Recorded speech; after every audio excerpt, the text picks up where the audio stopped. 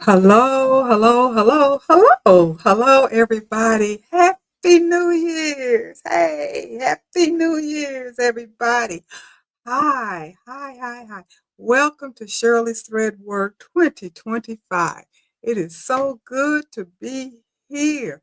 Oh my goodness. It's been a couple of weeks. And I have to let you know I have truly enjoyed my break.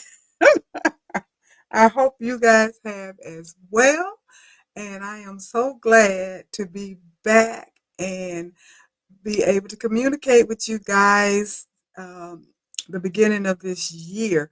Here it is, January the 7th, 2025. I tell you, my, time does fly. But I'm back. Um, I hope everybody had a wonderful holiday, Christmas, and New Year. And let me say hello to everybody out there in YouTube land and Facebook land. Thank you so much for stopping by. Also, I want to say hello to everybody that's going to watch the replay. Again, thank you so much for that, all of your support. I am so thankful. This is going to be an incredible year. I just know it is. I feel it, and I am so glad that I'm back for the first Wind Down Tuesday, Shirley's Threadwork Wind Down Tuesday for the year of 2025. Hi, Val. Hi, Robin. Hi, Carol. How are all of you doing um, this Tuesday evening here on the live for Shirley's Threadwork? I have to tell you, um, getting ready for today was kind of a struggle for me because I tell you, I got relaxed. I'm not gonna tell you.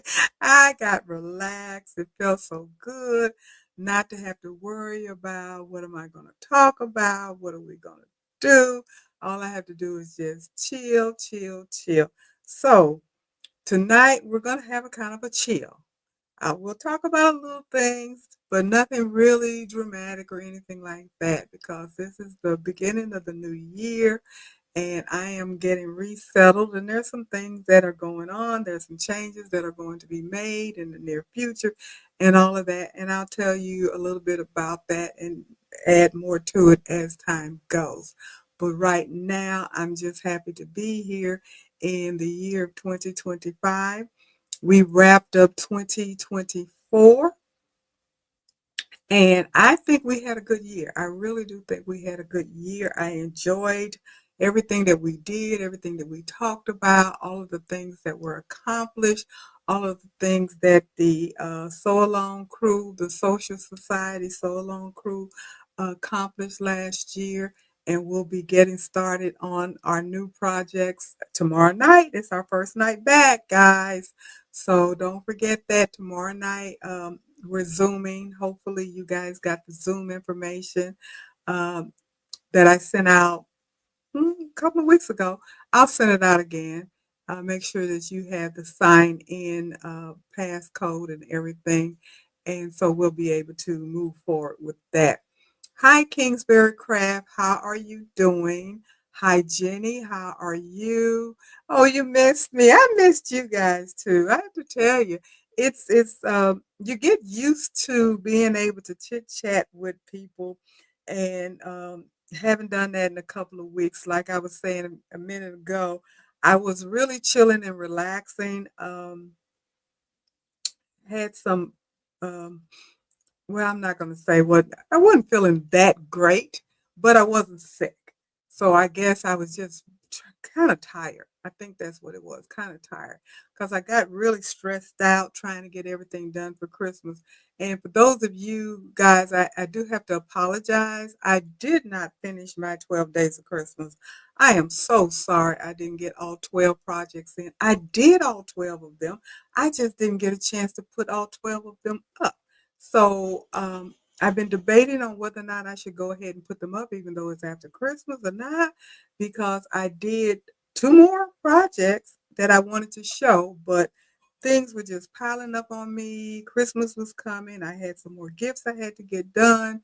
and I had to get things done so I can get them mailed, and all of the pressures that come with rushing for the Christmas holiday, and all of the stuff that you try to cram into this little time.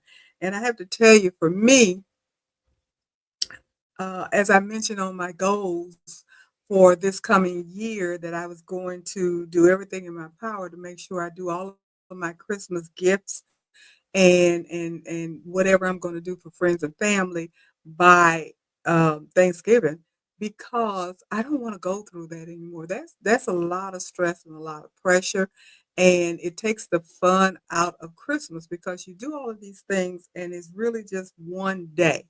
And then when that one day is over with, I don't know about you guys, but for me, it's kind of like you just let the air out the balloon and you get deflated and you kind of get into a little funk. It's like, I did all of this and all of this stress and I went through all of this and it's over in a matter of hours. It's over. And what was all of this hoopla about? So anyway, that's just kind of how I felt a little bit the week after Christmas. And Robin, you said exactly. Yeah, I mean it's kind of a letdown, I think, and especially this year because I didn't have the kids didn't come in. My oldest son, which lives in Virginia, did come for Christmas for dinner and everything, so that was great. Him and his family came, so I enjoyed that. But my youngest son and his family weren't there. My daughter and her family wasn't here, and so and then my husband had to work, so it was just kind of like whatever. Whatever, we'll make the most of it. And we did have a good time. I have to say, I did end up with a house full, and I did have a good time. We had, a nice dinner and all that kind of stuff, and we watched movies and we laughed and we enjoyed each other and all that stuff. But it does kind of be a downer when it's all over within hours. Within hours. So anyway, enough of that. Hi Leslie, how are you? Hi Marissa, how are you? And picture me crafty. Hi, how are you? Thank you for stopping by. I appreciate everything that you guys do and all of the support that you guys give me. And I'm very thankful that you guys are coming back because today is Wind Down Tuesday. The other thing that I wanted to mention is I know I was promoting really, really hard. Those of you that were watching the 12 days of Christmas gift gifting ideas that I was doing, that I was constantly promoting and pushing for that 2,000 subscribers.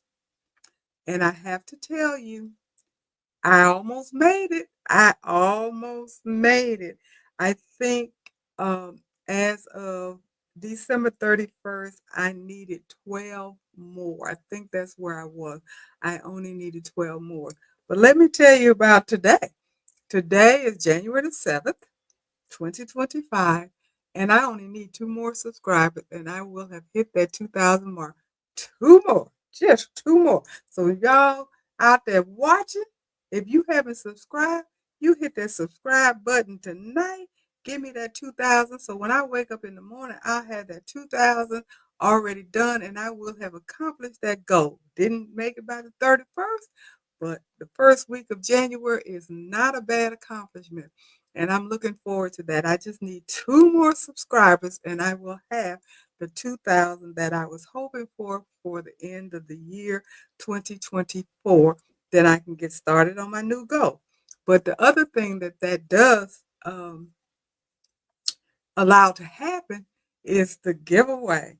Like I said, when I hit that 2,000 subscriber mark, I was going to do my second giveaway. So this is what my plan is. I am hoping and expecting that I will have the 2,000 subscribers by this time next week. And if that is the case, because I'll be following it every day, and if that is the case, then my plan is to do the giveaway selection, the little thing where you push the button and it pops up and tells you who won um, by next Tuesday, the 14th. That's my goal. That's my plan. The only way that I won't do it is if I don't get these two more subscribers. So everybody keep your finger crossed that there's two more people out there that has not subscribed and they're willing and wanting to subscribe. And I'm pretty sure it's going to be because I usually get somebody every day. So I'm very optimistic that I'm going to hit that 2,000 subscriber mark by this time next week. So if that's the case, we will be doing a giveaway next week. I don't know what it's going to be, but it will be something nice. So that is something to look forward to, where everybody can come back and have the opportunity to try to win the Shirley's Threadwork Wind Down Tuesday giveaway number 2 for the celebration of hitting the 2,000 subscriber goal, and then we'll start on the next goal. I have something planned for every, well, I'm not going to say every month, but I do have goals that I am going to be marking that will put us in a position to do a giveaway. And hopefully, I'll be able to do at least 3 or 4 before the end of the year, and they will get progressively better as far as the cost. That's the plan. That's the plan. So let's look forward to that. Hi, Margot. How are you? Thank you for stopping by. I do appreciate it. So yes, Carol, it was so close, and thank you, Jenny. Yes, I'm very excited because I was looking, and I noticed that it kept going up and kept going up, and then I truly believe if I had been able to put those last 2 videos up, I would have gotten it before the end of the year, but I just couldn't get it. I could not get it done, and I made the decision that I was not going to make myself sick trying to get everything done. I even recorded um, both of them. Well, I finished both of the projects. I recorded one, didn't get a chance to edit it. The other one, I started recording it, and of course, I didn't finish it. And so there was no way that I could get them up because I usually try to do a project for myself, and then I do the project again and record it. That's kind of how I do it. So I end up doing the project twice because I want to make sure that I'm going to do it correctly and everything before I actually video it. So that's kind of how things go. But again, like I said, I had some other things that were just pressing that I had to get out. People come at the last minute asking you to do stuff, and you don't turn the money down. So that's kind of what happened. So the topic for tonight is embroidery and sewing chaos. Welcome to 2025. And you probably said, what the heck does that mean? And what it means to me is that as I was looking at YouTube videos and going on Facebook, looking at some of the comments and questions and things that are popping up in some of the different Facebook groups that I mentioned, I saw several things that seem to be happening at the end of the year and at the beginning of the year that are kind of troubling, I guess, or I don't want to say troubling, but just something to think about as we begin.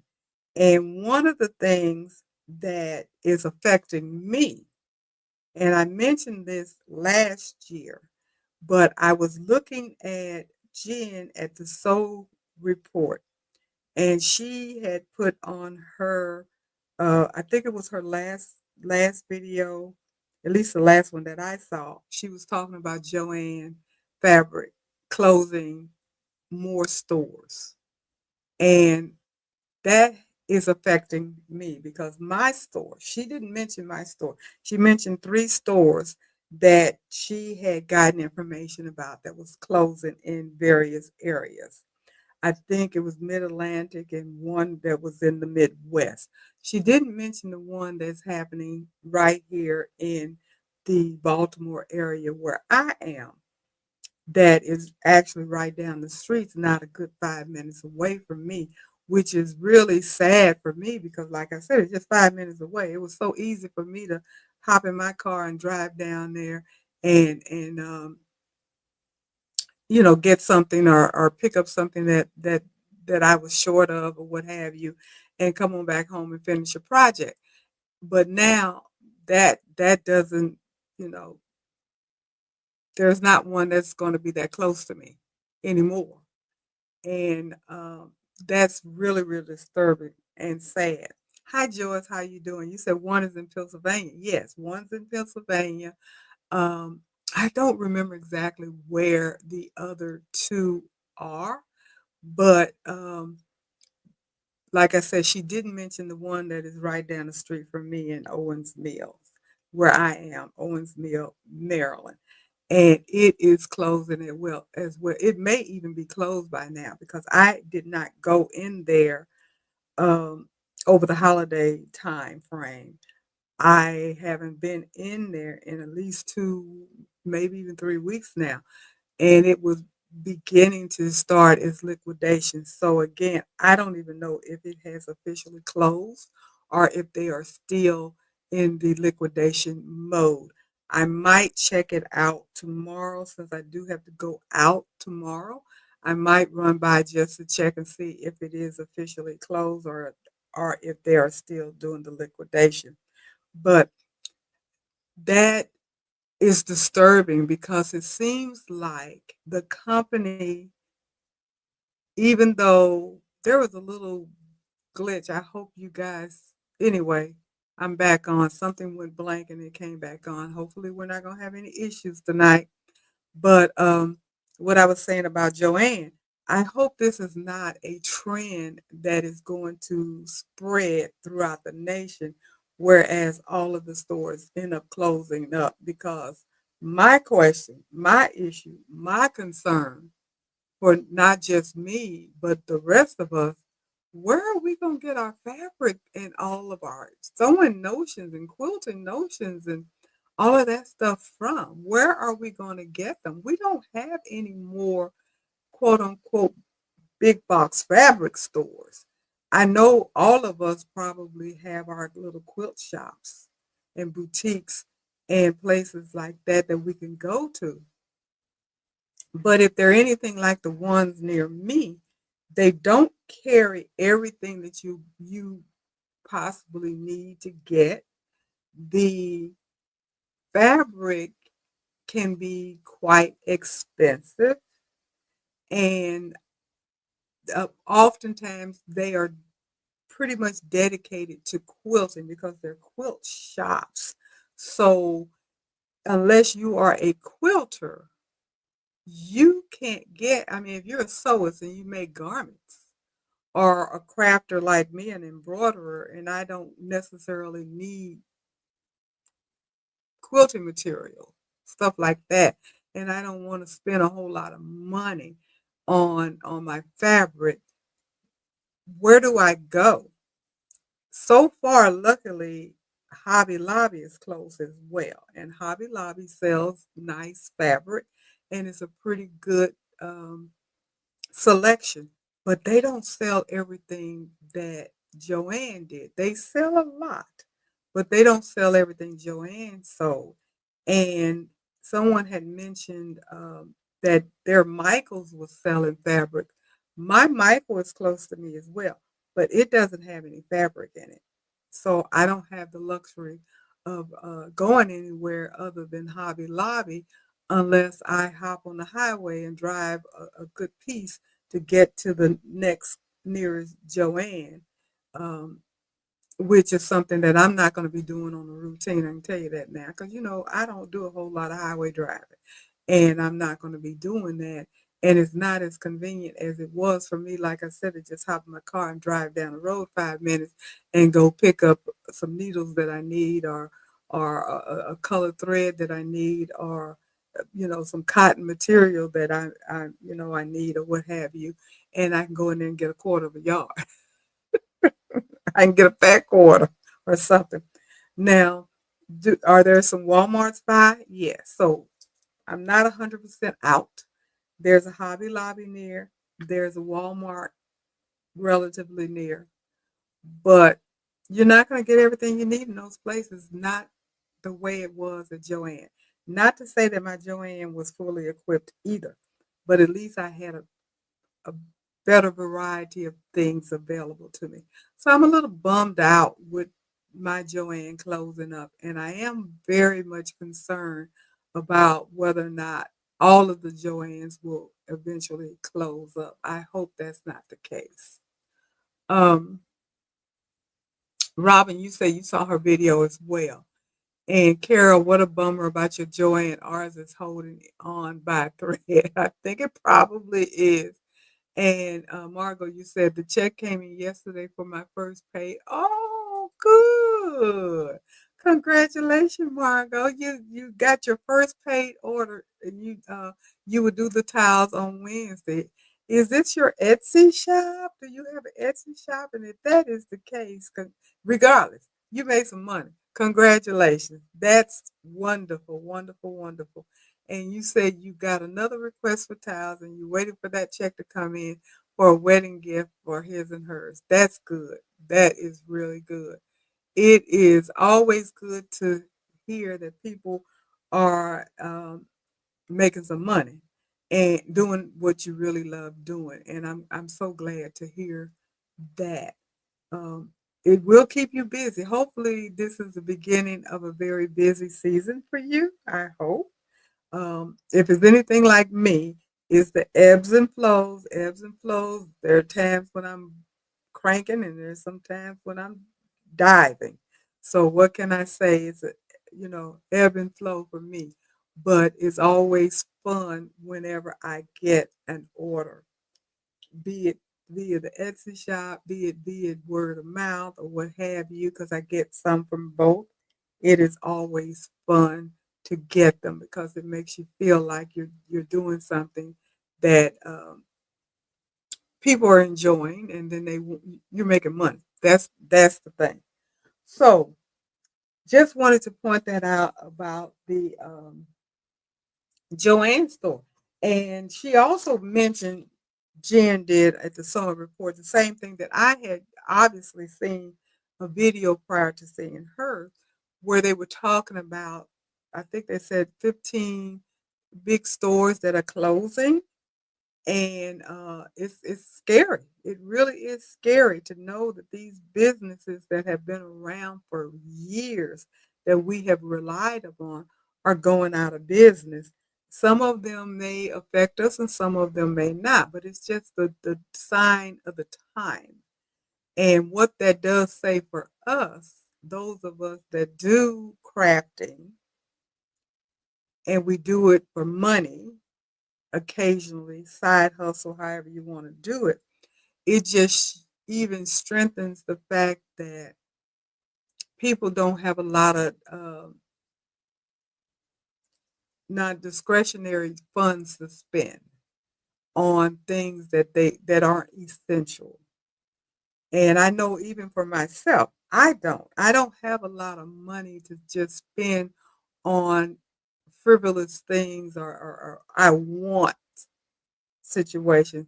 Usually I'm spending money on things that I need. Even though I may be spending things on my in my studio, they are things that I need, not so much just things that I want. You got to have your thread and your needle and your stabilizer and your fabrics and designs and stuff like that if you want to stay up with what's going on and stay afloat. So for me, other people may that's looking in like my husband say, it's not something you have to have. But for those of us that do the crafting and stuff, we know it is things that we have to have. Now, can we save in some areas? Sure, we can. Like we talked about, I believe the last Tuesday that we talked about not spending money on fabric and designs when we already have some. So we definitely can save money in that area. Use what you have. Um, I know this. I don't practice it, but I'm going to put it out here because I need to start practicing it. We can save money on our stabilizers. I know I've seen a couple of Facebook comments and maybe even a video where people are talking about how they are piecing their stabilizers together. And I know Taisha, I don't think she's on here yet, but she has talked about doing this with us, with the Soul Loan crew for a while, where you get the big pieces of your stabilizers instead of just pitching them, you take them and put them together and use them, save money. And I started doing it, but then I started collecting a lot, and I don't have a lot of space, so I ended up just pitching it. But I know that the way the economy is now, and as much as things cost, and with things going up, that's not really a good thing to do. If at all possible, you probably should. I probably should start saving my stabilizer scraps, putting them together to use with projects. I also have heard where people are even saving their wash away and turning it into liquid and using it as starch. Now, I've not done that. I don't even know how that would work because that stuff seems so sticky to me. I don't know if I would even be happy with that. But if anybody has tried that, let me know how that works for you. But that's what I've heard people have done. They've actually gotten their scraps of their wash away stabilizer, liquefy it with some water, dilute it and everything. And I guess if you dilute it enough, then you probably could use it as a starch for your fabric and stuff. So that's a thought, Don't go around telling people that Shirley said do it. I'm telling you what I've been told, what I've heard, not what I've done. But, it's just another way of saving money. And we all need to do that. Um, so a couple of few of the stores that I saw that was listed in this report with the that even talked about JoAnn was Party City. Now, I'm not a big Party City person. I have used it. We used to do parties and different things, and I used it more. Don't use them a lot now, but they're going out of business. They have filed bankruptcy, and I believe that all of them are closing. I've also read that some more Macy's stores are closing. Rite Aid drugstore, Walgreens, and CVS are closing. Not completely, but they're closing some of their stores. Lowe's is on the chopping block, so I've read. Seems like Home Depot is outselling them, so they're having an issue. So there's quite a few stores. I even saw a video that talked about a lot of the fast food stores that are closing, some of the restaurants that are closing. So things are looking kind of bleak out here, and it is a little scary. It is a little scary. So those of us that are trying to do businesses, make a little money with our embroidery and our sewing and our quilting and our sublimation and all of that kind of stuff.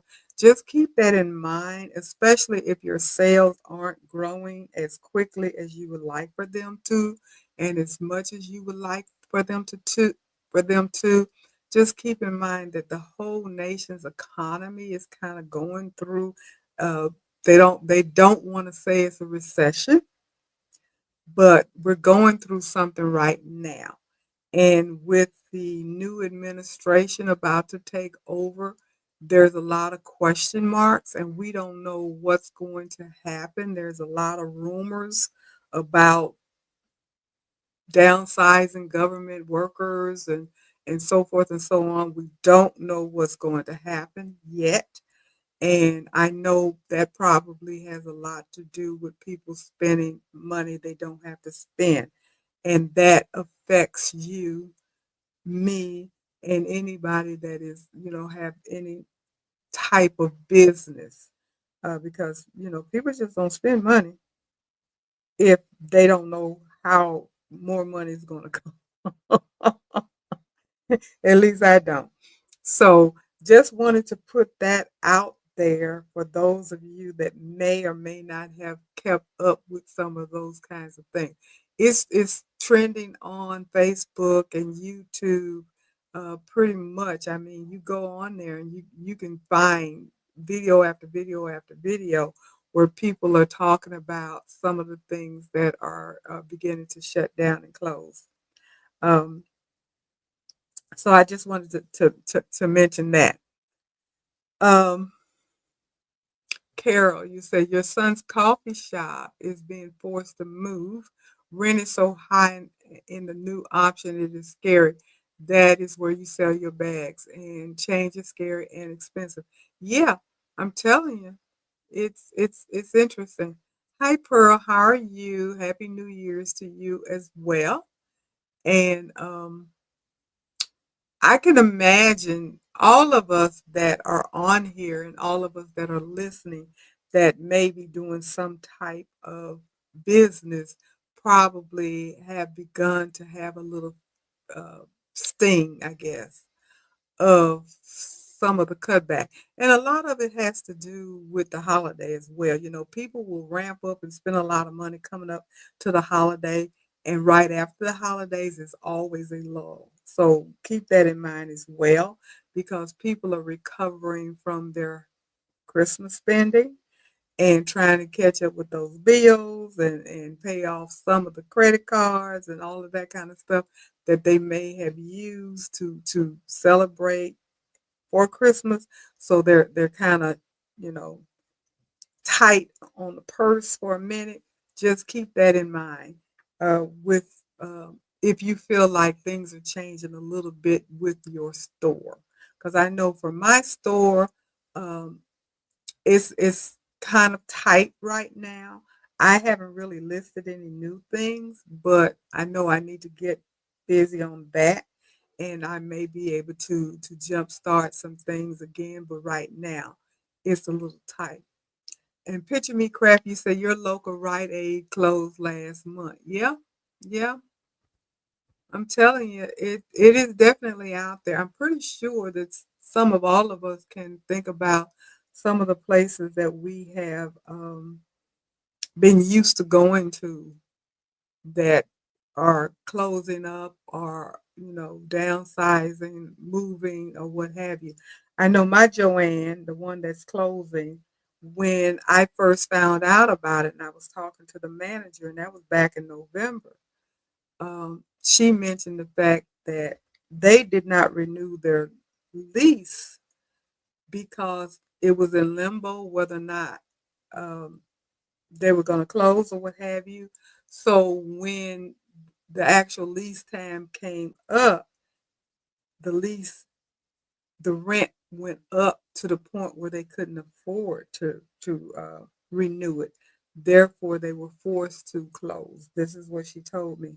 She's saying that it's a possibility they may be moving to a different place, but I don't know if that's the case.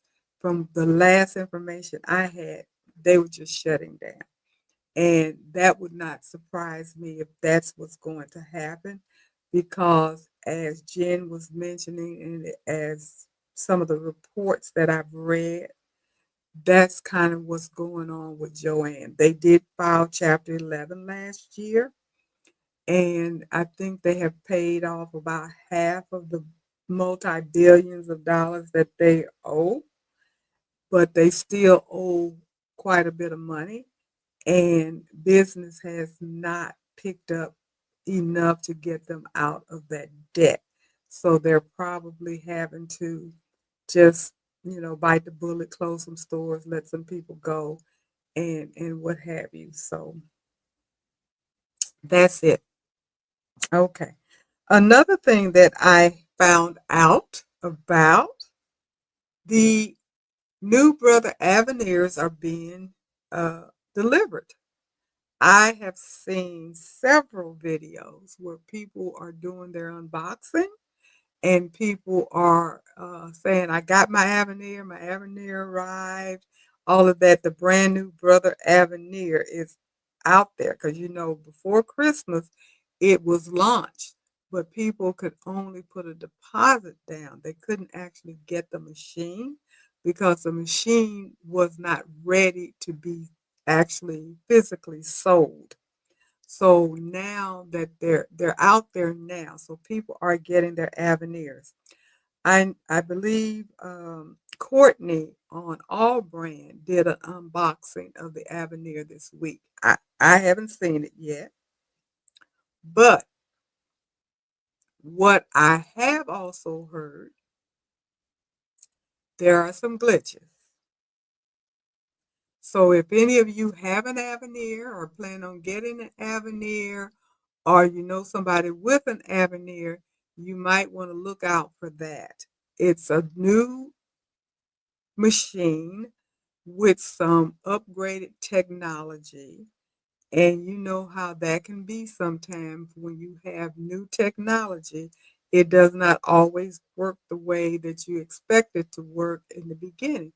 So I understand that there's a few minor glitches that people have been complaining about with their Avenir, and they have been reporting this to Brother, and Brother is aware, and they plan to have some updates coming out soon. So if you hear about it or you get a machine and you having issues or anything like that, make sure that you get in touch with Brother, let them know what's going on so you can be on the list for the update that they're going to be releasing to try to overcome some of the glitches. Also, one of the glitches that's really important is the communication between the scanning cut, the DX scanning cut, and Avenir. Apparently, they're having trouble talking to each other. At least that's what I read. That's what I heard. So people are kind of upset about that. On, I don't know the time, but I do know on the 9th, which is today's the 7th, so it must be Thursday. Courtney from All Brand is going to be doing a talk about a presentation about scan and cut and the Avenir. So again, this is nothing that's new to Brother. They are aware of it, and apparently the dealers are aware of it, and they're talking through this issue with people that have bought the machine. So just keep that in mind. If you haven't bought an Avenir, but you're thinking about it, and I'm talking about the Brother brand new Avenir that just came out, that's the one over and above the Luminaire. If you are thinking about doing it, I would look at these videos and just refresh your to look at the videos and see what people are talking about so you won't be surprised if and when you get yours if you encounter some issues. That's what I'm saying. So I would just, get myself briefed on that. I'm planning on looking at the video that Courtney's going to do on the 9th about the scan and cut and the Avenir just for curiosity because I don't have one. And I seriously doubt if I get one. If I get one, if I get anything at all, most likely it's going to be a Luminaire. I'm not thinking that I'm going to try to reach way up there and get that Avenir. The Avenir is very tempting, but I ain't trying to get spend that kind of money on a single needle machine. I'm just not. I did not get the Luminaire, and I don't think that I'm going to get the Avenir. Now, I would try to get the Luminaire now that some of the prices have come down a little bit And once they come down to reasonable price in my eye, then I think the luminaire would be the route that I would take. I'm not really that interested in moving all the way up to the Avenir. To be honest about it, if I spent that kind of money, I would want that to be on a multi-needle machine. That's just how I feel right now. I would want to spend that $20,000. I won't spend no $20,000, but if I was, it would be on a multi-needle machine. I don't think I would be trying to do that on a single needle machine. Not with what I'm used to doing now anyway. So that's kind of where I am. And thank you so much, Leslie, for letting everybody know. It's important to do that thumbs up, you guys. Please, thumbs up, and subscribe if you have not, so I can get that 2,000 before this time next week. Notification bell, hit the subscribe button, and thumbs up. Thank you so much for that, Leslie. I do appreciate it. Um, Margot, so you don't have an Etsy shop. Okay. Word of mouth. You got to learn how to use your brother 1055. It has been just sitting there and you've been using the Dream Machine. Okay, that's good. That's fine. No big deal. No big deal. Uh, Look at some of my videos. Hopefully that'll help you figure out how to use your brother 1055 because I have quite a few videos out there that's kind of basic that shows you some of really important things that you can do with your brother 1055. And I know Jeanette from Baroka Sewing and Craft has some out there as well. So hopefully there's enough of them out there that's going to get you up and running and comfortable with your 1055. Um, it came out before the Brother Luminaire, and you have anyone did the BOIR? What is that? B brother. What is that? Tell me what the BOIR, because I'm not I'm it's not registering with me right now, so I don't know exactly what that means. Let me see if I spoke to everyone on here. I think I did. Yeah, Margot, you asked me a question about did you all do the BOI? All of these acronyms right now going over my head, girl. So not quite sure what that meant. I remember seeing this and I didn't get a chance to address it. So just let me know what it is that what your acronyms are meaning right now because they're floating over my head right now, girl. I am not. I don't know. Maybe I had too much wine or not enough wine because it's not ringing a bell to me right now.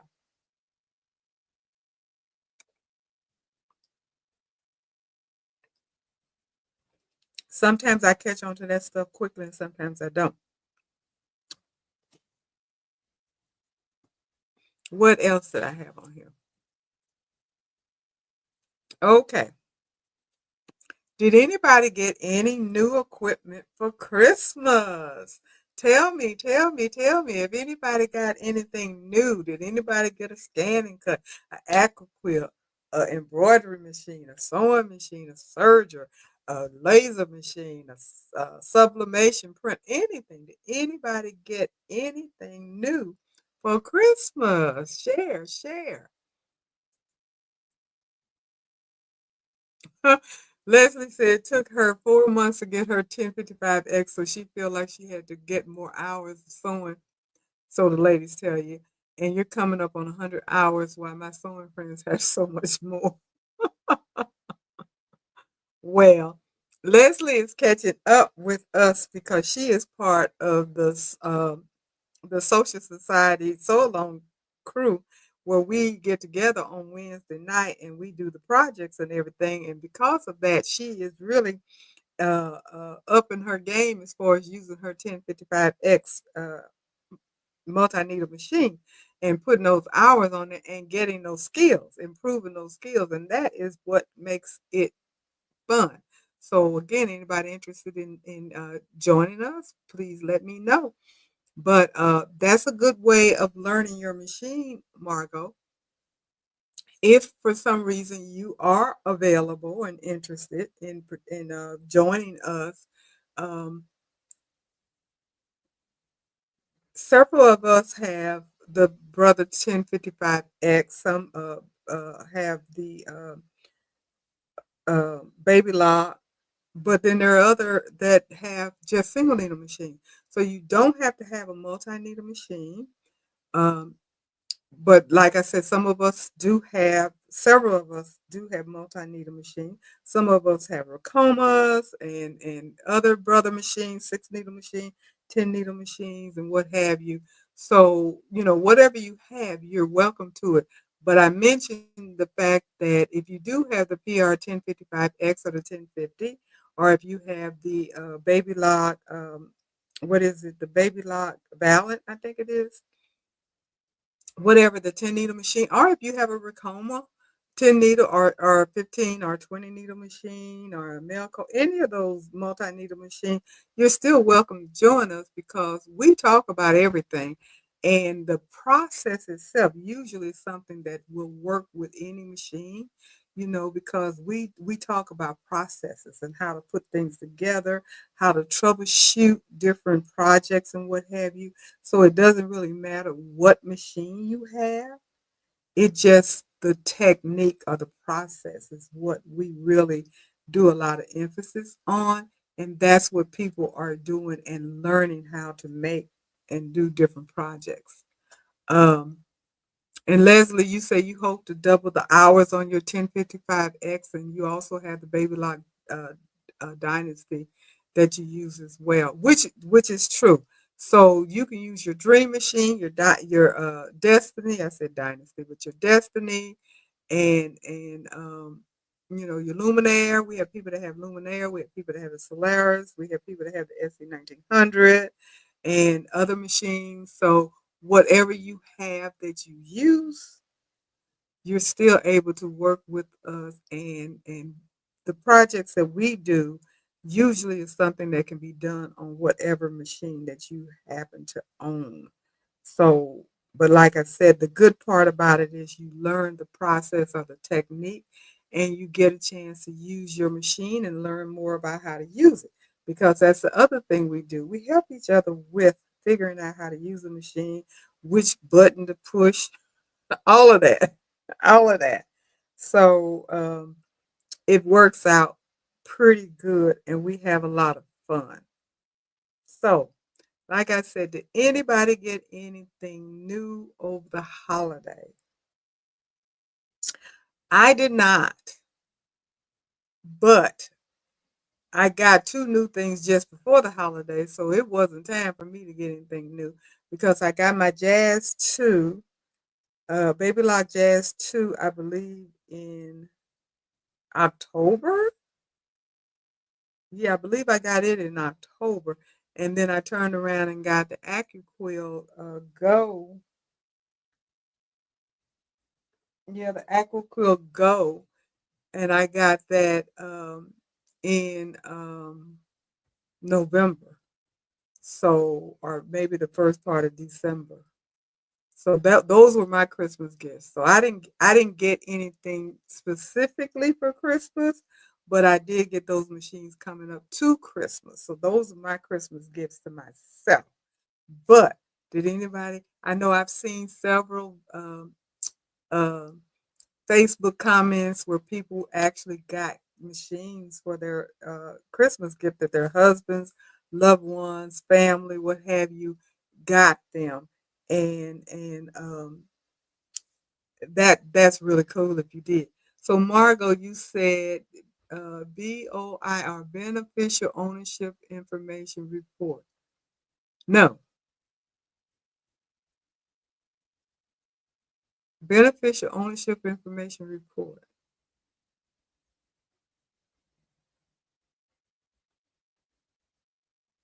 Has anyone done the beneficial ownership information report? Is that for the LLC?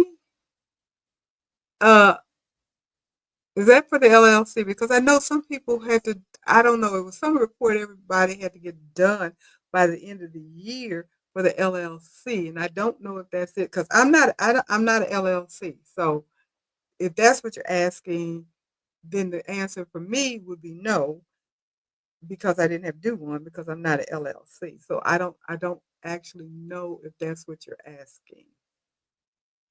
Don't actually know. But if anybody has, if you don't mind answering Margot's question, that would be great. Um, let me see what else do I have on here.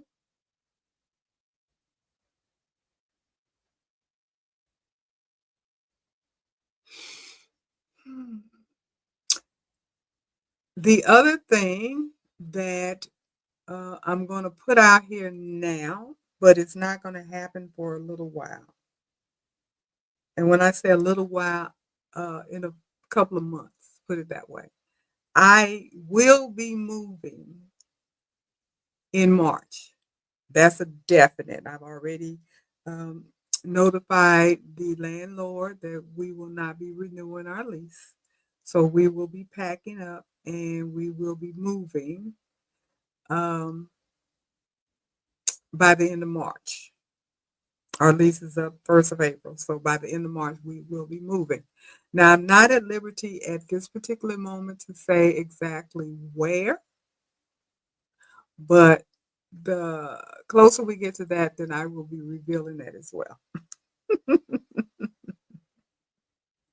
But I will be moving. So, with that being said, I don't know how I'm going to be able to work this out yet as far as my live and my channel and all that kind of stuff because you know when you pack your stuff, you got to pack your stuff, you got to move your stuff, then you got to unpack your stuff. And that takes time. And I'm thinking it's going to be at least a good 4 weeks from the packing and the unpacking time frame where I may not have access to my machine per se. Now I will have access to my computer because that's going with me everywhere I go. So I should still be able to do live presentations like I'm doing now, where I'll be able to do the lives. But as far as doing demos and stuff like that for my channel, I probably won't be able to do that doing the moving time.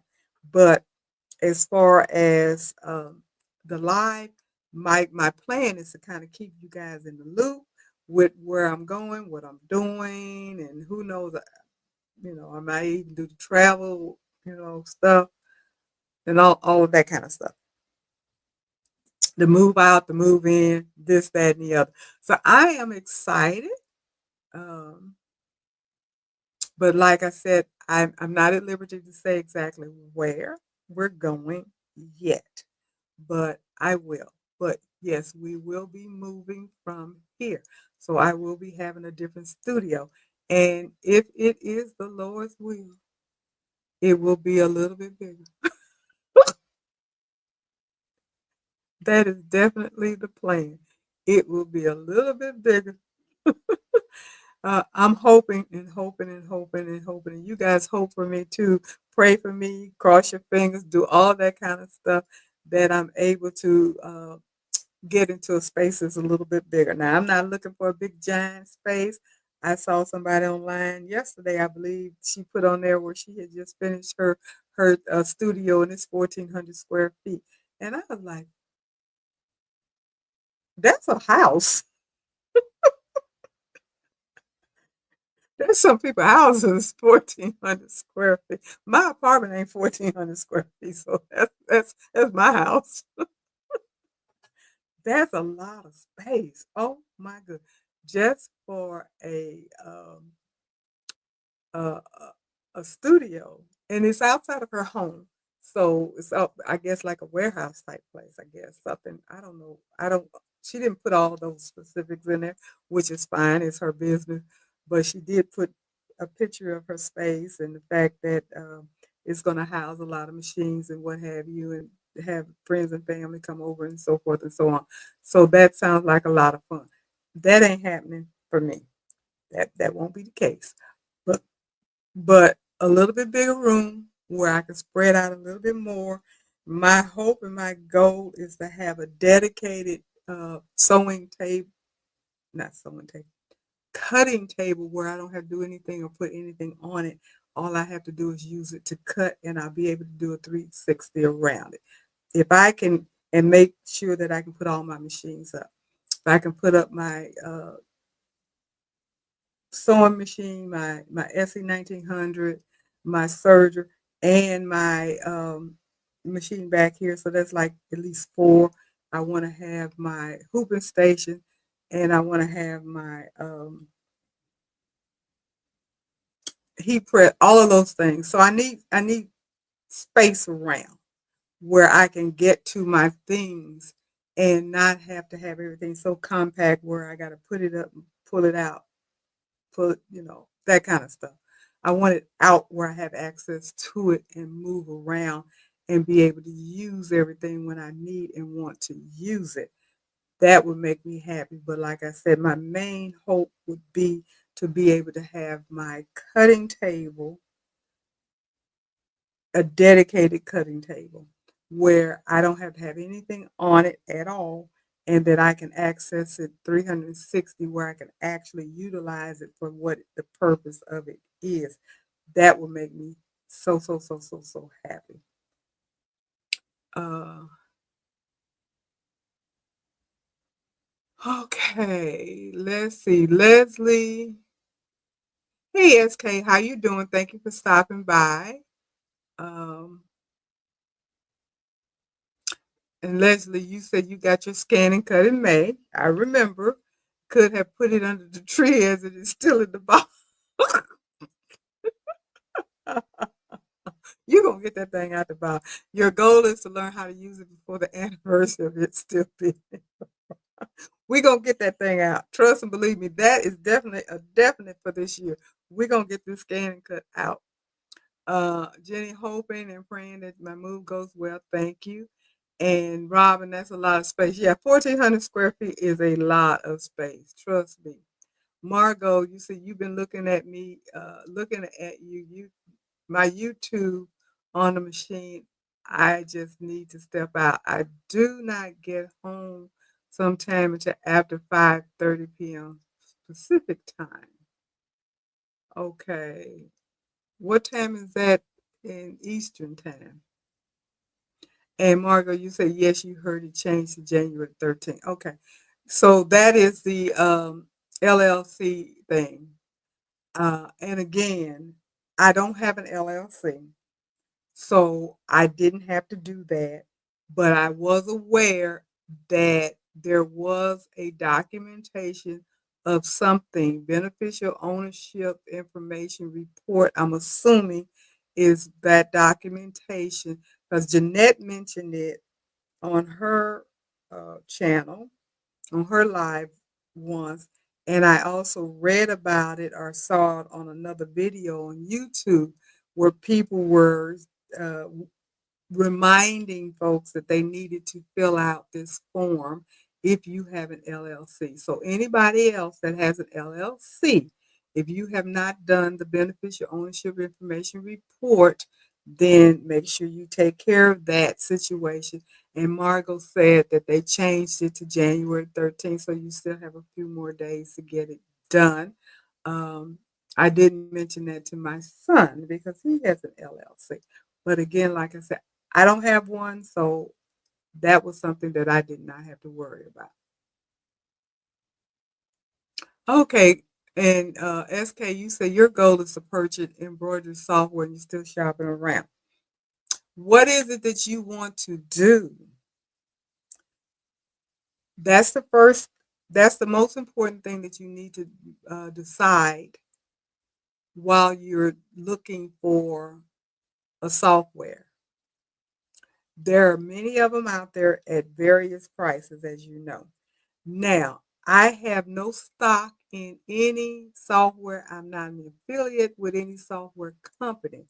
However, I do use and am very comfortable with Embrilliance. Embrilliance is a easy, affordable editing software for embroidery that a lot of people are using, and there's a lot of help out there to learn how to use that particular software. And it comes in modules. Therefore, you don't have to buy the whole thing at one time. That's what makes it affordable. The Embroidery's Basic, which is called Essential, runs around 140 bucks, 139 or something. Sometimes they have a 10% discount off and on. That's your basic, and it does basic things, but you can do most of what you need to do with Essential. Now, if you want to get a little bit fancy and do some things like knockdown stitches, merging, uh, removing designs, more creative, split designs, things like that, then I would recommend you add Enthusiast, which is $179. So you're talking about $139 for Essential, $179 for Enthusiast, which would make it what 140 and 180, 320, if my math is correct, somewhere around there for the two. And that's all you need, really, until you decide you want to get way fancier than that and start doing, some type of digitizing and so forth and so on. So you can get everything that you possibly will need to do some really good embroidery and editing of your designs and creating and scanning, cutting and sending stuff to Cricut and SVG, all of that stuff. You can do that with Embroidery and Essential for 320 bucks total. And it's easy to learn right out the box. You download it from the Embroidery's website. That's where I would go. Check and see when they have their 10% discount. I've not seen anything less than 10% or more than 10% discount that they do periodically. But I would check with them on that and go for it. That's my recommendation because of what I have used and what I'm used to. Um, but they have lots of different softwares out there, tons of them. Do your research. But like I said, the most important thing for you to do is decide what it is that you want to do. What is important to you? Now, I have other software. When I was working, I bought things that I probably didn't need because I have Wilcom Hatch and I didn't need Wilcom Hatch. I've never used it, but I'm glad I have it because at some point in life I might decide to try to learn how to do a little digitizing, and I already own it. It's paid for and I don't have to worry about it.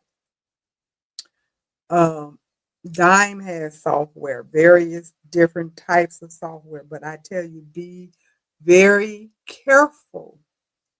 They have their little presentations of different types of projects all the time. And the whole purpose of those presentations is to sell one of their software. I know this for a fact because I've bought a few of them. And what I have learned, they are good software, but they are, in my opinion, are not intuitive as far as user friendly. Can you learn how to use it? Yes. Will it do what they're selling it to do? Of course.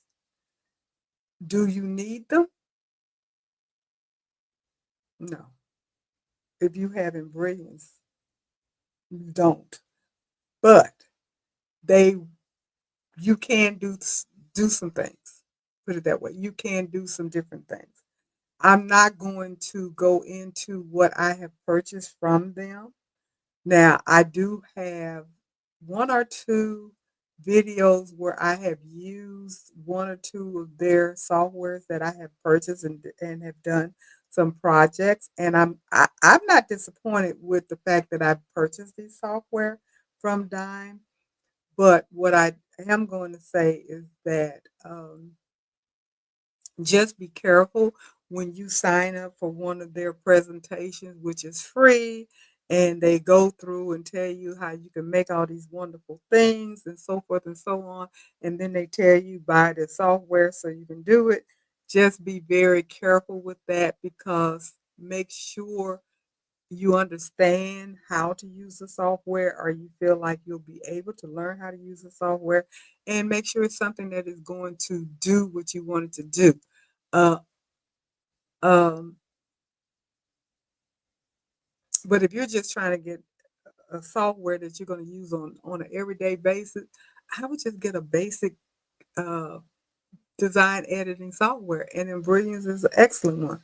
They have So What Pro, which is, from what I've been told, very inexpensive. I've never used it. I don't know anything about it other than the fact that it does do basic editing, and it is inexpensive and people use it. I can't recommend it. I won't recommend it because I have never used it.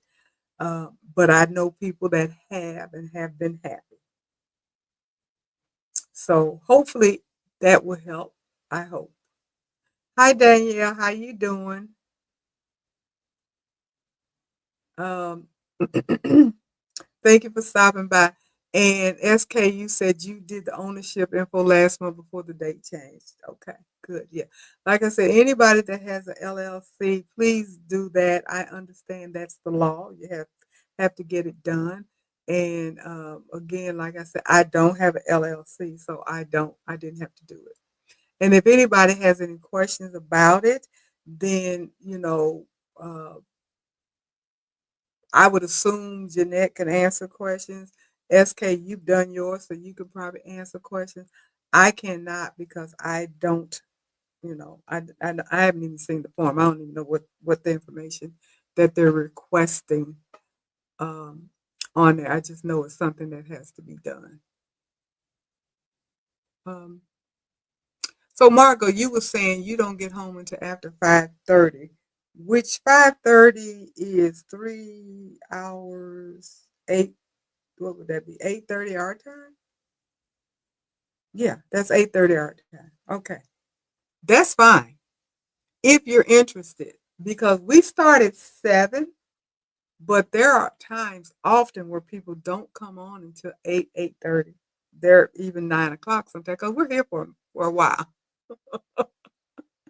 So if you're interested in joining us, Margot, getting home at 5:30, or being able to hook up with us at 8:30, 9 o'clock would not be something that would deter you from participating with us, because we are normally on at least until 10, oftentimes longer than that.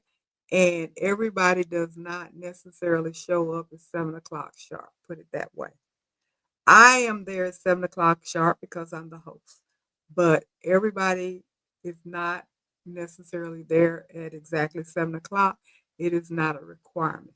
And I'm mentioning that to you, Margot, mainly because I do want you to get whatever help that you can, that you're needing or wanting or interested in regards to your 1055X. And if we can help you, then, you know, I'm offering that up, because I know um, you want as much help as you can get. And we're using the machine, we're doing stuff. So, and we answer questions. We answer questions for each other. So you come on there, you ask us a question, we'll help you out. So I'm just offering that. So if you're interested in it, then just text me so I can um, send you out the information that you need in order um, to join us. And I just put up my email address. You can send me an email to that address with your email, and then I'll get back with you and let you know what you need to do as far as your passcode, ID, and all that kind of stuff in order to join us. So just let me know if that's something you're interested in doing. No pressure. It's just something that I'm offering if you are interested in it because I know you mentioned the fact that you have your 1055X and you want to be able to use it more. And I think that's something that we can help you do.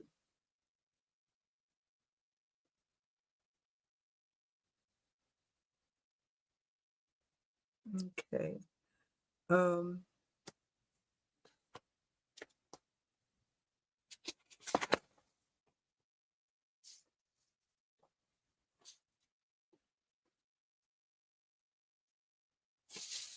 I was asking questions about the Avenir when I heard about the issues with the scanning cut and stuff. And so I kind of went on and did some Googling to see if I could find anything specific about the Avenir, if anybody's interested in that.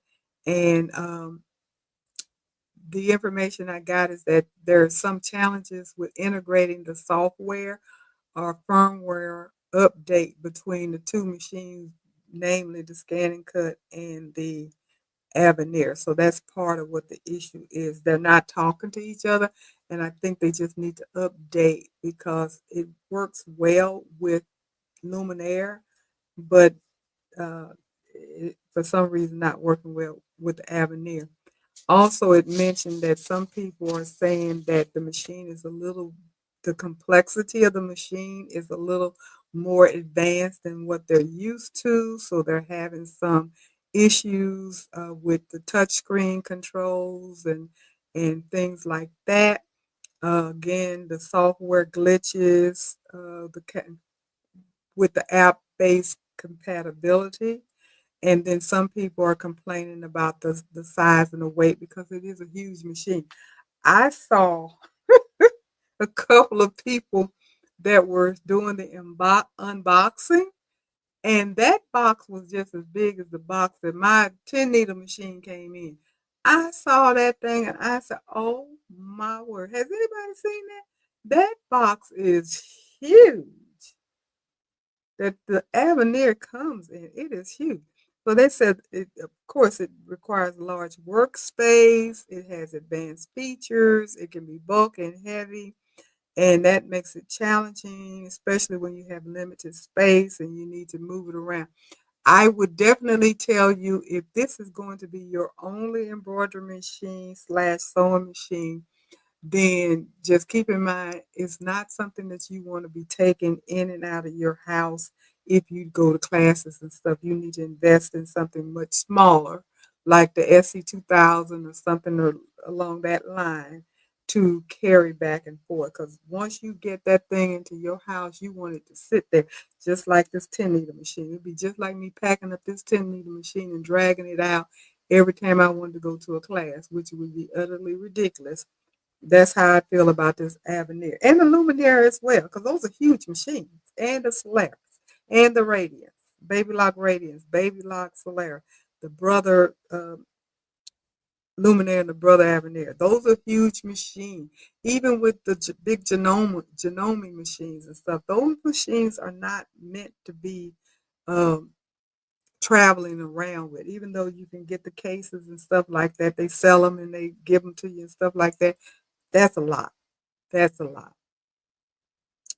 Also, people are complaining about, well, I won't say complaining, but they have made mention the price is of the machine is high, and it is a concern. It can be very expensive, and the maintenance and accessories are expensive. So, and then lastly, it says the learning curve. Users have mentioned that there is a steep learning curve to fully utilize all the features and functions of the machine. So, despite these complaints, many users also praise the machine for its precision, large workspace, and innovative feature. It seems to be a mixed bag, with some loving the advanced capabilities and others finding it a bit too complex. Interesting. Interesting. But that's what I found out about the Avenir, which to me is a little disheartening because I have to admit, when the Avenir first came out and I saw what it was capable of and everything, I like, oh my goodness, would I love to have this machine? And then once the machine, now that the machine has physically been released and people actually have their hands on it, then you're finding out some people are having issues with it. It kind of um, is interesting. Margot, you said that the Floriani Total Control Universe, they do update about twice a year. You do not have to pay when they do the update. Yes, I've heard good things about the Floriani software as well. That's a complete package. If I'm not mistaken, it includes digitizing. If that's something that you're interested in, keep in mind it's not inexpensive to start off with. Uh, Tell me if I'm wrong, Margot, but it's at least $1,800 uh, for the software. I think that's at least what it costs. Um, So just keep that in mind, SK, if that's something. But I don't want to sway anybody one way or the other as far as what software to get. I just gave you my opinion of what I use and the fact that it is economical and it does what you need it to do. Um, but get what you get, like I said, decide what you want to do with the software and then decide what software fits that need. That's what you do. If you want to do full out digitizing and all of that stuff, then look at a software like the Floriani, like the Hatch, like the PE Design, like the Dime Professional, whatever they call it, all of that. Those are excellent software. John Deere has his software that it's January, so he should be selling it now because he introduced it last year, I believe in October, and he said that it would be ready to actually sell to the main public in January. And his is going to run $1,300, I think he said. I think that's what he said. But anyway, there's a lot of choices out there. So do your research. That's your first and most important thing that I'm recommending, that you do your research. And once you have done your research and you decide what it is that you need, I mean, what you're going to be doing with your software, then make your purchase. That way you won't be like me and have multiple softwares that cost multiple dollars. Because I didn't do that. I just went on and got the Embroidery because that was the first thing that I heard about. And I'm glad I did because that is my go-to main software that I've been using ever since I've been embroidering.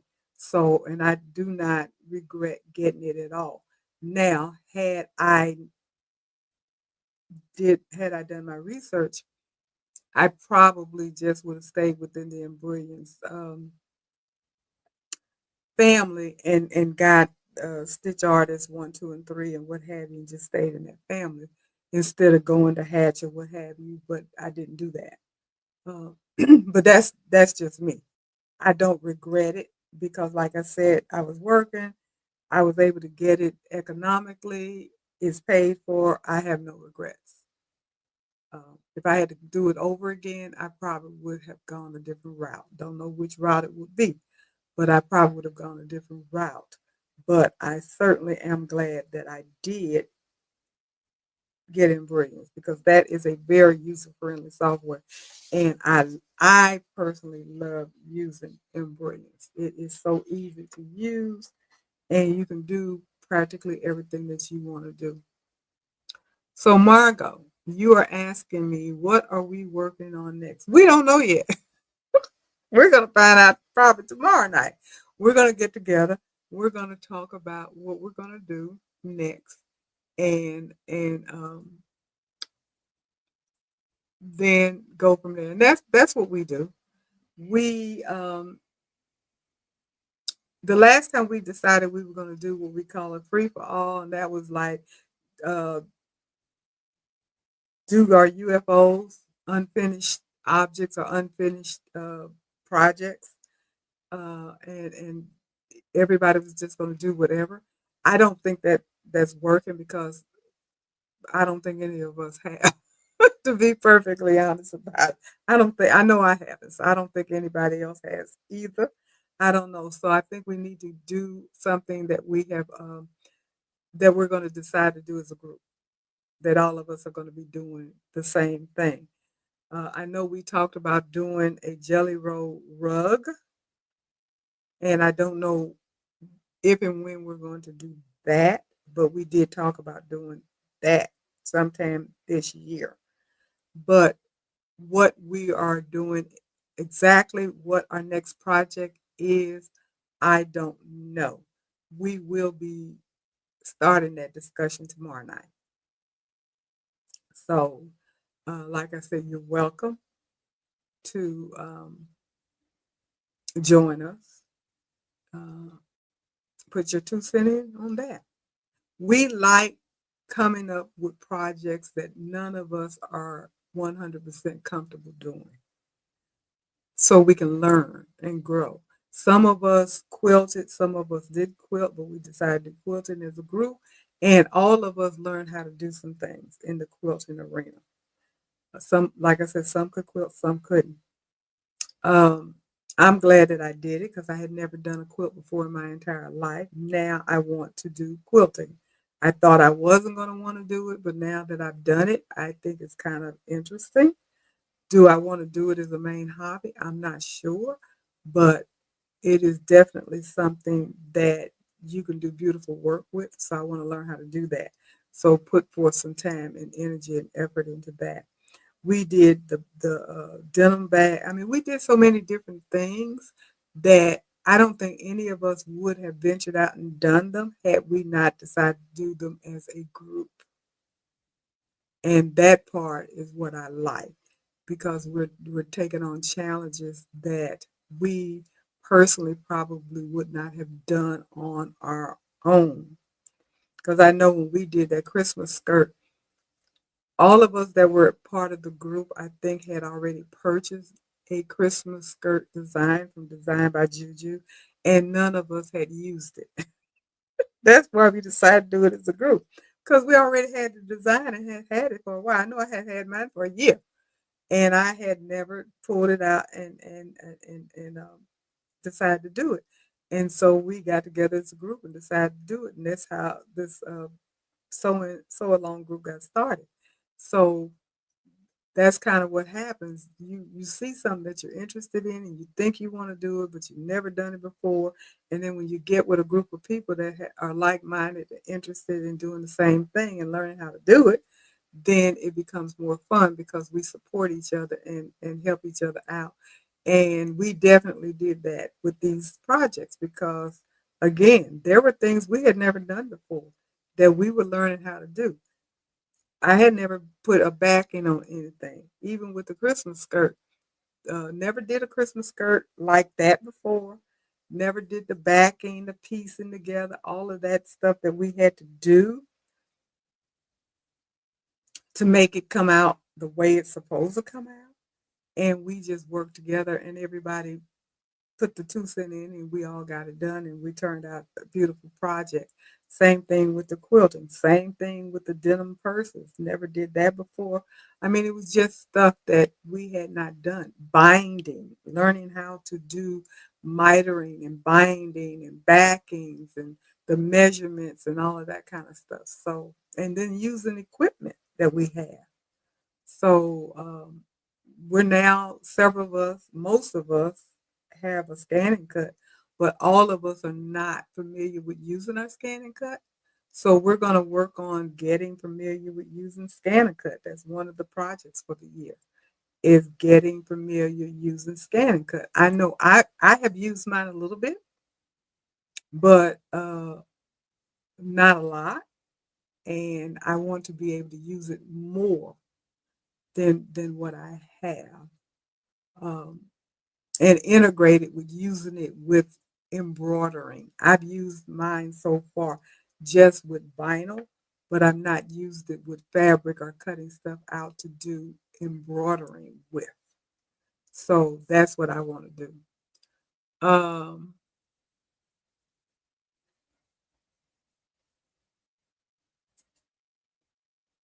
Margot, it's not public. You're not putting the information publicly. SK, I put my email up because it is um, that's public on my channel. But if she emails me, it comes directly to me and nobody else.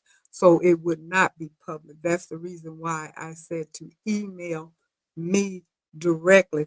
I don't want anybody putting any of their information on this public forum at all, period.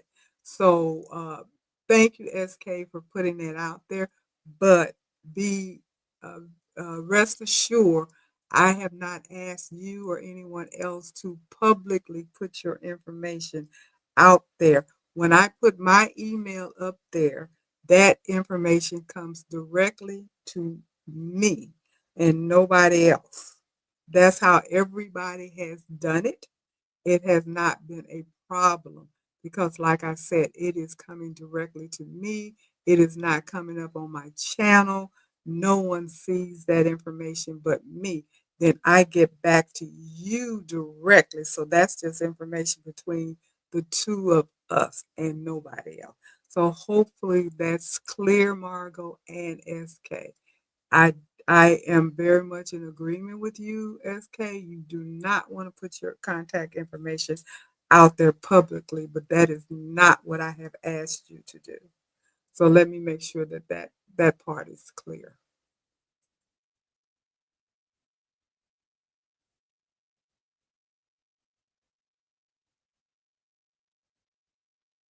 Yeah. Yeah, the Floriani software is expensive. Like I said, it's expensive. I have looked up different software. And so I have an idea of, matter of fact, I think I did a presentation on it. So I have an idea what some of these different softwares cost. And I do know that the Floriani software is not inexpensive. Um, and that's another reason why I brought up the Embroidery software as well as the So What Pro, because they are inexpensive. And I would never say go get out here and get the most expensive software. They're out there, they're available, and they're good software. But that's something where you do your research, and your research includes the cost, and then you make up your mind what it is that is going to work for you and what you can afford or what you're willing to pay. And then you go from there. That's my advice to you. Don't get embroidered simply because I said so, even though that's my recommendation. And the only reason why I'm recommending it is because lots of people use it. So it is a very popular software. And because of that, there's a lot of information out there about how to use it and a lot of people you can talk to find out, besides me, how they like it, whether they like it or don't like it or what have you, what their concerns are, and the fact that it is affordable. You can get the modules. Like I said, the very first module is $139. That's it. And you can get started. The So What Pro, the last time I looked, I think the it's like $70, I think, something around that line. I don't know. I don't have it, never have had it, never used it. I know people that have. Eve with the baby booty used to be a Solar Pro representative. I don't know if she still is, but a lot of people that I'm aware of that was using Solar Pro got it through her. And she would facilitate that purchase. Again, I never did use it. I never bought it. I don't know anything about it other than I know people that have used it, and I know that it's economical.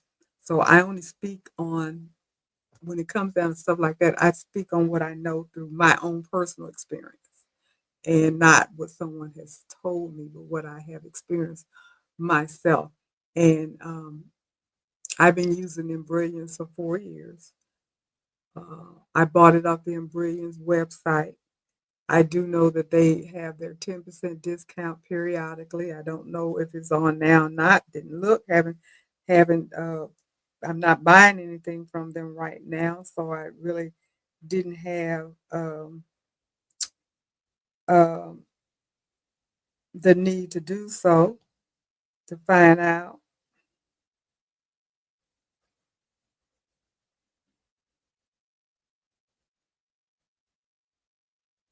And let me see if I can pull up in Brilliance and see if it's on sale.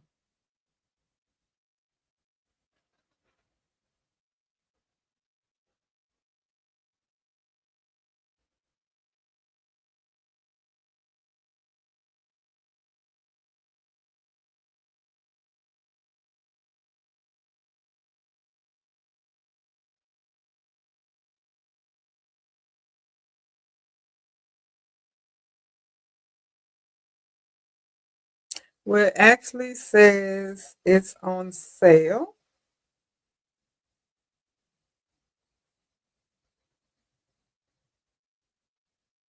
They have the Essential Bundle, which is in Brilliance Essential, the Font Collection 1 and 2 for $199, on sale until the 11th. In Brilliance itself, I'm not going to even say anything.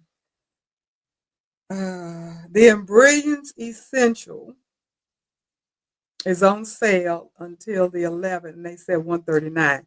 Apparently, it went up to 159. Now they're selling it for 139, which is what it has always been sold for.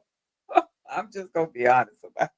I ain't never seen it cost no more than $139, but apparently it went up to $159 according to their website.